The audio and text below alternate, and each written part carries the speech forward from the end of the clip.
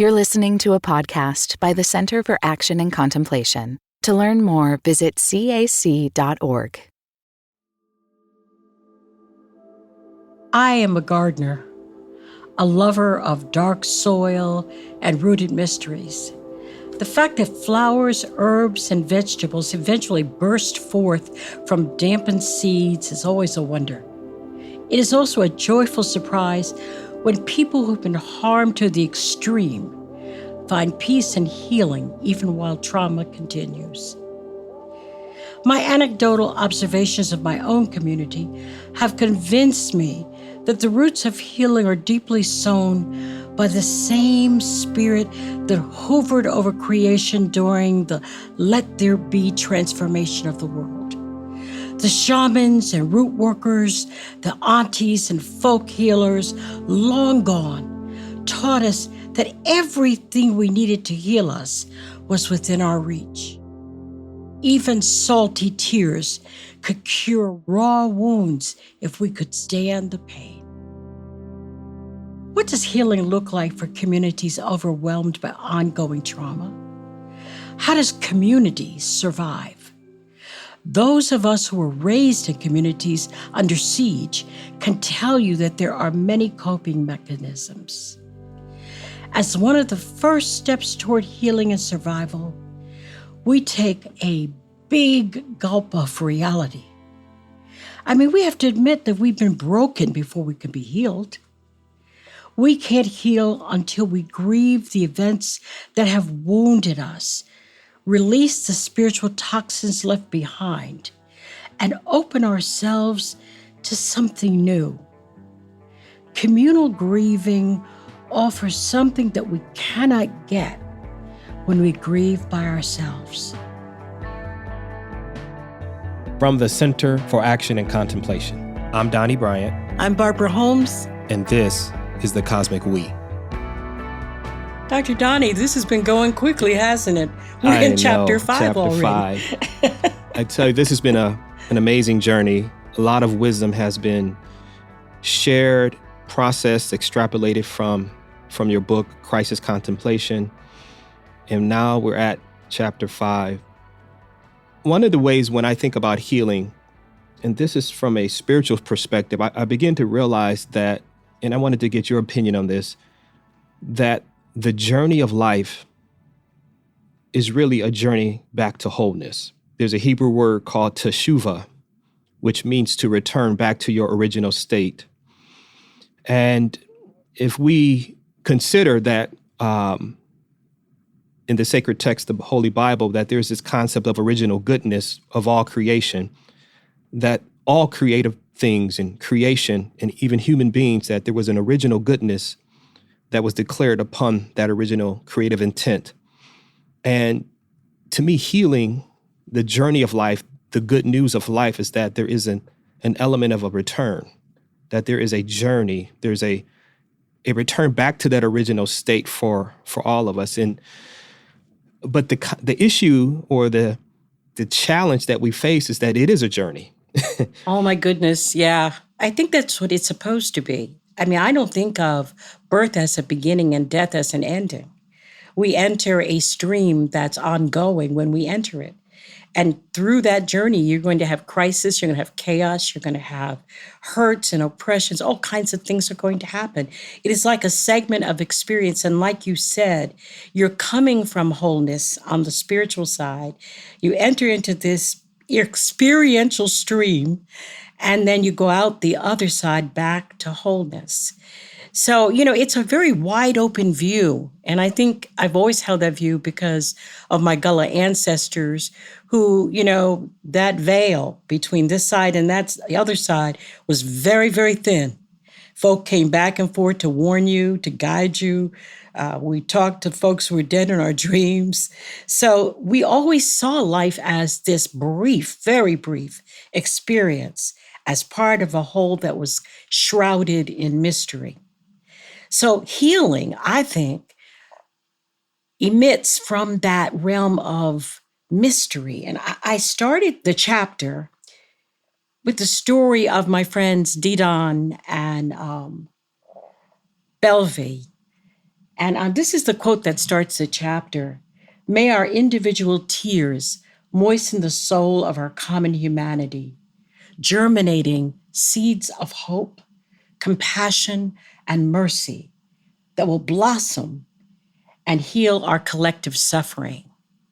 I met Didon in Bellevue in San Francisco when I was lecturing and just developing the book, Race and the Cosmos. They were wise elders. Didon is now an ancestor. And the story that evokes the mystery and what healing is comes from their wedding. They met at the same time that I met Didon, she met Didon. We were on a radio show, and he heard her voice and just was fascinated and looked her up and found her, and they began dating. And they were both seniors at the time. And they fell in love and flew to Africa, to West Africa, to get married in Ghana. But when they got there, Bellevue was so overcome with the historical trauma that resides in that place when she visited the slave dungeons that she couldn't stop crying. Now, this is supposed to be their wedding. They've got all these folks gathered, and Bellevue is having a complete breakdown in tears. And it goes on until Didon finally says, after a day or two, what would healing look like? And so that became the question that helped me to frame some conversation around healing. What does healing look like? That question is a question that I think we can all sit with on a personal level, but also at a communal level.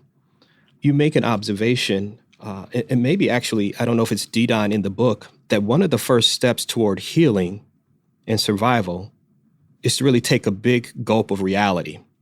In other words, to get to the point where you can admit that you're broken, or that we are broken as a whole, as a village, as a community. And that this admission of brokenness, or admission that there is trauma, is essential before we can begin the journey or the process of healing.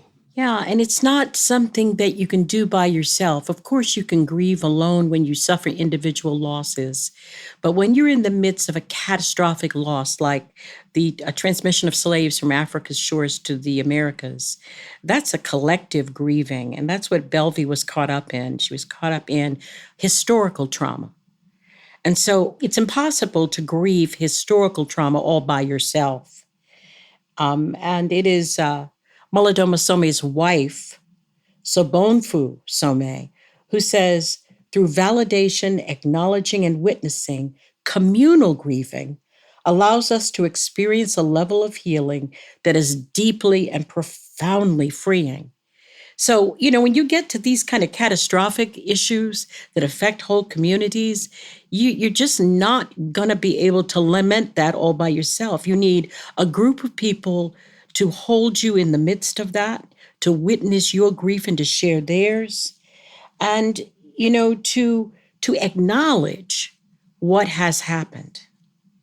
I think some of the things that are happening in Florida now are an attempt to erase historical trauma. Our governor has decided that African Americans shouldn't know about their history, and that young white children shouldn't have to feel ashamed of what's happened to people of color in this nation, so they shouldn't learn about it either. And that's complete erasure. Part of the grieving process, part of the healing process. If we are ever going to come together as a nation, we're going to have to admit that something happened. When we begin to understand, as you're indicating, that our healing, individual healing, is for all of humanity, that the cultural healing, and that there is a connection, and you discuss this in your book, and you ask the question, how does our culture, right, play a role in our communal healing and even our personal healing? So could you expound on that? Because you elaborated on that there is some interconnectedness there. So it's not just, a diametrically opposed thing that, you take care of yourself here, but that that there may be a role that culture plays. There may be a role that, the interconnectedness between government and communities and villages, that there is some interconnectedness. Could you speak about and elaborate on that just a little bit more? Yeah, they're finding that culture is intricately involved in healing, that there are groups of people who do not heal because they lay on a couch and talk to a psychiatrist. There's nothing wrong with talk therapy. It can be very, very therapeutic and useful in certain circumstances, but it has not been as helpful dealing with historical trauma. And in fact, what works in those instances is ritual, ceremony. The example I use in the book is of Native Americans. And basically, it's the enactment of the body, the release of the trauma in the body through sweat lodge, through dancing, through powwow that helps to heal historical trauma. It's the comfort, certain cultural ways of doing things. All hell could be breaking out, but if my grandmother would start making crab cakes in the kitchen and boiling cabbage, everything was going to be okay. Because you couldn't do anything about what was going on outside, but you could still make your crab cakes. So you did what you could, what was at hand, and you did it in ritualistic ways. And each culture has their own rituals. I think the story I tell in the book is about a time when I was in Miami, and I may have told this story before, but it really imprinted me because one of the hospitals in Miami allowed shamans on their floors. And so they had medical doctors in white coats, and they had shamans and people with chickens and people dabbling blood everywhere and humming and drumming and powwowing, and everything was going on. And I was going to volunteer with the chaplain's office. I had not yet been to seminary. And I went to the head chaplain. He said, "Why are you asking me? Everybody just goes upstairs and does whatever they want to do. So if you want to do something, go do it." And I just went upstairs and watched. I didn't have the experience or the understanding to know what I was looking at. But what I was looking at was culture as medicine, culture as a pathway toward healing. There are two things that really, as you talk about culture as medicine or culture as a pathway, there are two things that really stood out to me that stayed with me from this chapter. Number one, regardless of the mechanism, the vehicle, or the pathway, that the ultimate roots of healing are intrinsically connected to spirit. You elaborate that. And I think that's really important for us to share with our listeners, because you may have various practices, you may have various liturgical experiences, you may have certain ceremonial expressions, right? But ultimately, the roots, the source, right, of all healing is connected to God, right? That was one of the most important things that stayed with me from your work in this chapter. And I just wanted to know if you wanted to speak to that, Dr. B, because, there are we can get lost in the ceremony. We can get lost in sometimes the specifics. The cultural expressions are important. But if we don't recognize that ultimately the roots of the source of the healing is ultimately and always connected to spirit. Yes, and it's not tied to one particular idea of who God is either. If you remember, Howard Thurman's healing and connection came as he sat by a tree, a particular oak tree that he always was centered when he was near it and he was connected to it. So, the idea of what spirit is and who God is pretty vast. But that would be right, because the reality of God is pretty vast. And so you're offered an opportunity to allow mystery to lead, to allow spirit to guide you toward a healing that you can't imagine. Your ideas of healing are so limited. And healing comes in all kinds of forms and all kinds of ways. And sometimes the pathway to healing is through brokenness, disaster, chaos, and harm. Yeah, that leads me to this other observation. the hope that we have in our healing, the hope for the healing, it always rests in the multiplicity of gifts, as you state, that are intrinsic within the community or within the village, within the family, within the tribe, within the culture that you are a part of. And I think that's an important observation, because you say, listen, there's a multiplicity of unique manifestations of gifts that could participate in your healing.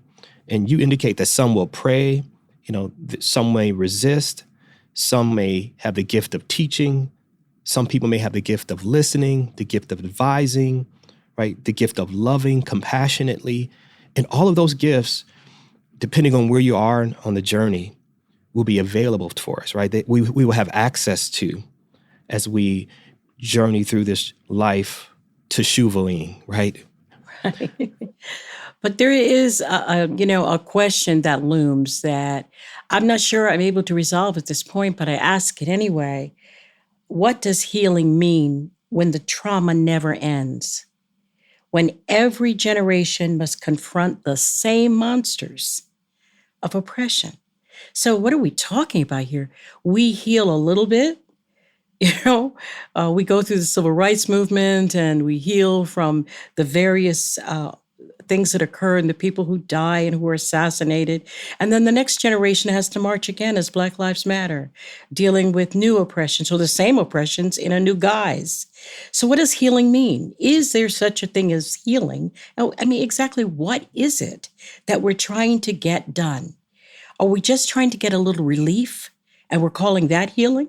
So what is healing? You're right. This may be a question that can't necessarily be resolved in a simplistic manner. This is a very complex matter that we're dealing about. We're talking about emotions and trauma and generational, pain. But maybe there's some insight to what you're suggesting in this work. There are times when I do weddings, one of the things I've kind of concluded in my own life, personal journey, Dr. B, is I try to help people process with their own relational and communal and village trauma. I started to see something differently. And so when I give people a model and I say, well, what is marriage? What's your definition of marriage or relationships, or how do we journey together in community and life on an ongoing basis?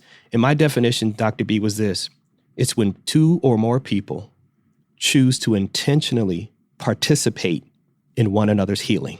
When two or more people choose intentionally, not casually, but there is a recognition of brokenness on the other, brokenness within myself, right? And I choose to use the gifts that are within me and within our circle, within our village, to play a particular role. My role may be to, as you say, pray. My role may be, Dr. B, to love compassionately, whatever my unique role is. But there is a village concept here. It's not just one, right, or the other. It's that we play a role in each other's healing. And maybe if we see it that it's an organic process, that this teshuvah, this return, it is guided by spirit. As you said, the source of it, the roots of it is spirit. And it's something that we may not have a particular blueprint. I can't say, Dr. B, this is how you get your healing. Jump up 5 times. Right. Some of the tent ministries Right. tried to tell us Give 10% that. to the church. Right. And You'll get your healing. Maybe it's not that simplistic. Maybe can't systematize it. But there is a path. There is a path. And this is where the contemplative journey is really critical, because there has to be a mechanism, a vehicle for us to be able to reconnect back to that which is indestructible, that which is real, that which is authentic. And I think what you're suggesting is that, we have a lot of, culturally, there are various ways that we accept culturally, and maybe even within our religious traditions, there are certain, pathways that we have canonized to be able to help facilitate that, even in the field of medicine, right? Even in the field of medicine. But the question is, when there is generational trauma, when there is generational pain, when there has been generational oppression, when there are stories and narratives that have been, and you speak about this, and maybe this should be where we go next, There are stories that have been adopted. You call them stock stories. I believe you call them stock, STOCK. Stories that have been handed down about me and about you and about others.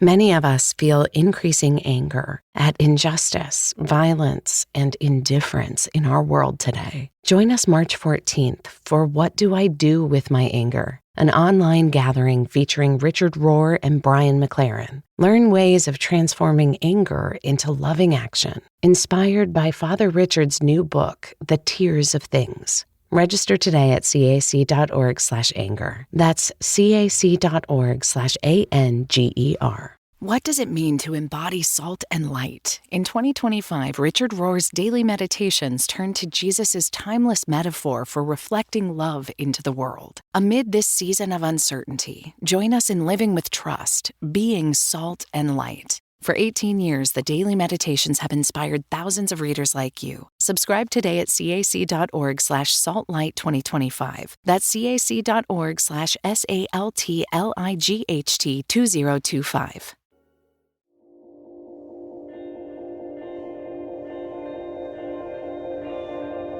When there is generational trauma, when there is generational pain, when there has been generational oppression, when there are stories and narratives that have been, and you speak about this, and maybe this should be where we go next. There are stories that have been adopted. You call them stock stories. I believe you call them stock, STOCK. Stories that have been handed down about me and about you and about others. How do we, and maybe Dr. B, you can speak to some of these stories, these narratives, how do stories play a role in our healing or difficulty becoming healed? Well, the first thing I do, there are many pathways toward healing, and I couldn't possibly deal with all of them. But in the context within that we're working with, I identify three. And the first is the recovery of memory and story. Second, the revival of culture and ritual. And finally, the interpretation of our trauma through the lens of our joy. So those are three specific pathways, because I didn't want to talk about healing in some, happy-go-lucky panacea. Oh, if we all do this, we're all going to be okay. We're not going to be okay, probably. And we still have to be okay. We still have to keep going. And so one of the pathways toward healing that have helped people of color and culture is telling the stories. And the stock story idea comes from Professor Leanne Bell. And she identifies several kinds of stories that people tell. And you can imagine immediately, when you say stock story, think of the American dream, that Americans are good. They've always been good. God bless America and nobody else. That whole mantra. That's a story that gets told. But there are counter stories. They're called concealed stories. And they're told by people who are on the margins, who don't fit into that stock story. It speaks to the power of their culture. And I use Langston Hughes' A Dream Deferred as a real example of a counter story to the American dream mythologies. And the final category are the resistance stories. It's not actually the final, it's the third. There are four. The resistance stories are stories of the heroism of individuals, and we have lots of those. But the problem with those stories is it elevates single individuals like Superman or Superwomen. Everybody loves the story of Harriet Tubman running through the woods, saving everybody all by herself. But they don't ever talk about Haiti's communal rebellion, where that country beat back the forces of colonization all by herself. The British, the French, she won that war with Toussaint Louverture. And the final category are the stories that transform. These are the pockets where we put our imagination and we transcend by just dreaming. What would America look like if the founding ideas and documents that espoused equality and all of that, what would happen if those stories were actually fulfilled? How can you imagine that being fulfilled when the founders were slaveholders writing about the equality of all human beings? So that's where you put a category where you've got to imagine some newness before you can inhabit it. So, Dr. B, are we at a point now in history? Are we at a point in our culture, not just American culture, but even global culture, where we are open to the emergence of new stories or emerging stories? Are we at a point where we're receptive to that as a whole? Are we at that point where there's a breakthrough, where newness is taking place? Well, because newness is the work of the Spirit, you can't hold it down. You can't stop it from emerging. But if you ask me the politics of our nation at this point, no, nobody wants any newness. They want to resurrect the past. They want to maintain their statues. They want to go back to a time when separation was legal. They want to erase the reality of oppression from education. So no, I don't see them embracing newness or new immigrants or new people or new ideas. I don't. But those ideas are emerging anyway. You know, the Spirit doesn't need permission from us to break out. And when that happens, the world shifts, paradigms change, and you see things in a completely different way. I mean, the thing about stories is you get to change them as you go. One of the things about African griots, the storytellers, they were the keepers of the stories. They didn't tell stories the way we think they ought to be told. They didn't have morals in the end. There was a trickster element. Sometimes the good guys weren't so good, and sometimes the bad guys weren't so bad. They would change the endings. They would change the outcomes, because for them, story was a living communication between people sharing their lives together. You know, I like what you said about marriage being the intentional participation in the healing of another. But the only problem with that, Donnie, is when you dating somebody, everybody's faking. Ain't nobody telling the truth about how broken they are. Because if they did, nobody would marry the other person. True. So when you say you're going to participate in the healing, usually you don't know how deep that participation is going to be, what you're going to have to do, the tears you're going to have to shed. And so you're really entering into a union by faith, because you don't know who you're marrying ever. You're totally right. You know, one of my favorite definitions of faith, it actually comes from Father Richard Rohr, where we've had this conversation on our podcast, where he says, the opposite of faith is not doubt. The opposite of faith, at least my interpretation, what he said is control, and which means your need to maintain a certain level of control over people, your need to maintain a certain level of control over opinions and outcomes is an indication, as you just stated, of a lack of faith or a deficiency in our faith. And you can see that in our relationships, right? Because if I don't fully understand your personality or you or your trauma, and it causes me the type of uncomfortable ness that makes me want to consider whether this is right, that's control. And I think we all love certainty. I think that's what he called it certitude or certainty. So we all love a certain level of certainty. But to truly walk by faith, as you're stating, is to relinquish that, is to surrender, to gently release that perceived right to be in control. And I don't know. I mean, this is where, to some degree, healing is directly connected to that. Your ability to exist in the realm of faith, the realm where there is uncertainty, or as you call it, mystery, unknown. And we're not necessarily, we don't welcome that, generally speaking. Oh, absolutely not.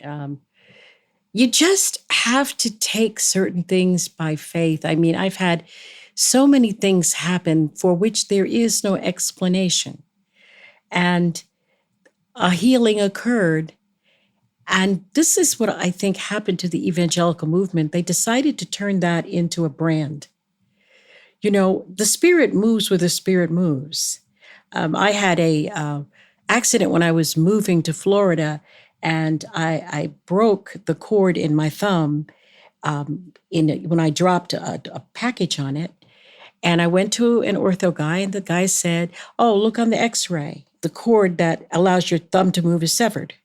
We could go and operate, but we're not sure, scar tissue, blah, blah, blah." And so I said, "Okay." He said, "You're not going to be able to move that thumb, but, you have 9 other fingers." And I said, "No, that's not going to happen." And I began to just try to move the thumb. I prayed about it. And one day we were in the car and my thumb moved. You shouldn't have moved. There was no cord to make it move. And I started screaming, "George, my thumb moved." And he was like, "Huh? Like, what are you talking about?" And so, okay, is that a healing? Maybe, I don't know. Maybe there's a regeneration of the muscles or something. Who knows? But you can't turn that into a whole religion, expecting miracles every day, expecting, bizarre happenings every day. And I think they started off with, the power and the majesty of healing that occurs spontaneously, unexpectedly, and then they wanted to expect it and predict it and channel it and, get tithes and offerings as a result of it. And, the Spirit lives. That's not going to happen. So, if we can embrace the ambiguity, if we can embrace the love of the Spirit that leads us, if we can just accept with joy these healings that occur when we least expect them, we'll be better off. I noticed, Dr. B, that you made an intentional decision in this chapter not to leave us with any specific suggestions for practice or, meditations, things to reflect on. You left that open. What were your thoughts around that decision? I was pretty clear that healing is not a practice that you can just do and expect outcomes. It's a process. Sometimes it's instantaneous, sometimes it's not, but it's always at the will of the Holy Spirit. And besides, as I looked over the chapter, I realized I'd given all the practices that anybody would need as you go. And in that last segment, when we talk about performing joy, that is a practice, because what I'm saying is you have to seek healing, accept healing while the trauma continues to afflict you. You can't wait and hope that this will end, that the oppression will end, and then you can heal. You got to find your healing on the fly. You got to take it where it can be found. And I give a ritual for doing this. I say, there are things we can do to find and perform our joy while we're still under pressure, while we're still being oppressed. And I say we can reconnect to the earth, grow our own food, recognize our embeddedness in the natural world. We can realize that we're being induced to accumulate as much stuff as anybody could possibly want. And it's foolish. There's nothing we brought in the world and nothing we can take with us. And finally, I say, we can rely on the healing effects of joy. And sometimes joy doesn't look right to folks who are observing it. I talk in Joy Unspeakable about the young people dancing at the funerals of the slain young Black men by police officers. And they would jump out of the funeral cars, and hip hop music would be streaming out of the cars, and they would dance as if their very lives depended on it, and then they would jump back into the cars and head to the cemetery. And people who didn't understand thought, why are they so happy that their friend died? Why are they? Well, they're performing joy as a resistance to the system. It's the counterintuitive creative move. They're going to dance because they're going to have joy that the Lord said, the world can't give it and the world can't take it away. And so they're doing something in the face of oppression that they can't stop. They can't limit it. All they can do is say, you can't touch the faith that we have. You can't touch the love we have for one another. And you can't destroy our community, no matter what you do. So that's a performance of joy, one example. So if you look through the chapter, there's all kinds of ways that you can, practice healing without me prompting you. Sometimes you don't want the choir to have to prompt you to get up and clap, and you want to be able to find a way toward healing on your own. I love that. I'm glad you brought that up, Dr. B, is the aspect of joy and performing joy, because there is a distinction that I think sometimes is very nuanced, and sometimes we don't really recognize that there is a distinction between happiness and joy, right? And you speak to that in the book, and I think it's maybe as we get ready to land this plane, maybe we can help our listeners understand better the difference between performing joy and maybe performing happiness. You're the expert on this, but I want to kind of get your thoughts about this, because for me, maybe I come from a theological or scriptural or biblical perspective. Sometimes joy is a very, has roots biblically and scripturally. There's a lot of texts that deal with rejoicing in the Lord and finding joy. And it is juxtaposed with the temporal aspects of happiness, with the maybe conditional nature of happiness. And maybe, Dr. B, you can give us your view of this, because it may help us as individuals on this journey back to wholeness or journey to healing, being able to reconcile this idea of performing joy in a way that may be, foundational to this journey. Yeah, happiness is transitory and often very personal. Joy requires authenticity. You have to do a few things. If you're a BIPOC person, you have to stop performing the blackness that whiteness created, the stereotypes, the secret keeping.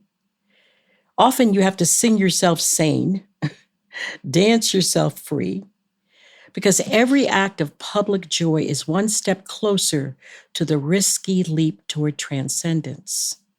Here's the part that sounds bizarre, but I find it to be true. We have to allow joy to generate jobs and alternative avenues of labor. We've got to journey beyond the mandates of imperialism, capitalism, colonization, and competition. Joy can produce jobs, because when in your community you are settled within yourself, you have a space within that you all can go into together. You find ways of expressing your gifts, the gifts that you were talking about, Donny. You find ways of expressing your gifts in ways that will allow you to be part of an economic system that gives you and others joy.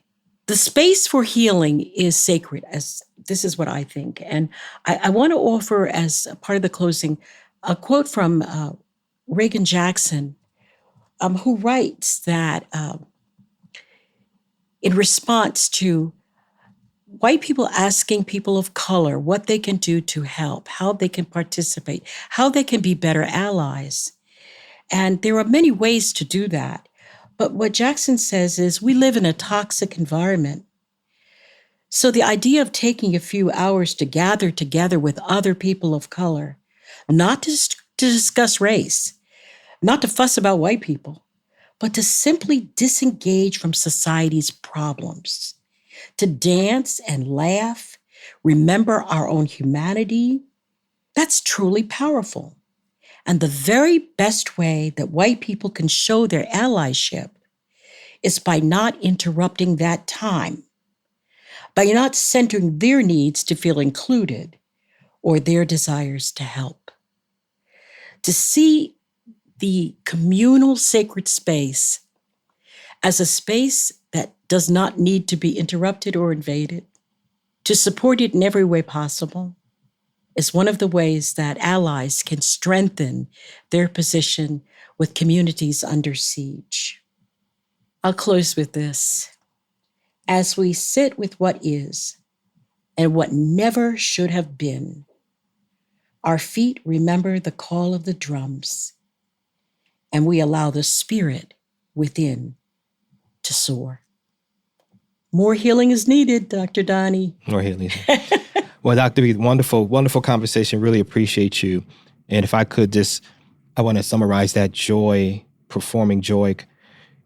What I hear in your explanation of that, I hear joy is a choice that can be made by all. Happiness is something that is temporary and is often pursued, but we can choose intentionally, because joy is of the heart and happiness is typically based upon external dynamics that are conditional.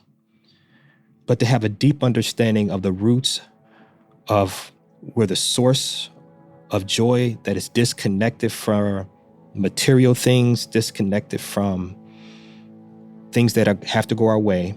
When you have that understanding, when you allow yourself to be able to sit with the well of peace, the well of opportunity, the well of wisdom, that is often, as you indicate, within the village, the intrinsic gifts that are there. There's something that we can tap into. The resources are there to be able to perform, to choose, to experience, to live in, to sit with joy. Yes, we have everything we need for healing. It's within our reach. What a beautiful conversation about healing. What does healing look like? Healing is complex. Healing has challenges. There are benefits in healing. Healing offers promises. Healing is a journey. I think for me, the conclusion that I really want everyone to be left with from this conversation is not only exploring what does healing look like, but more importantly, what does healing look like for you?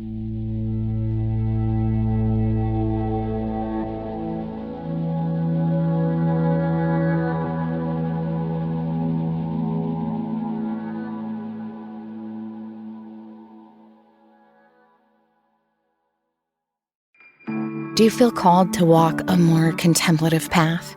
The Center for Action and Contemplation is an educational nonprofit supporting the journey of inner transformation.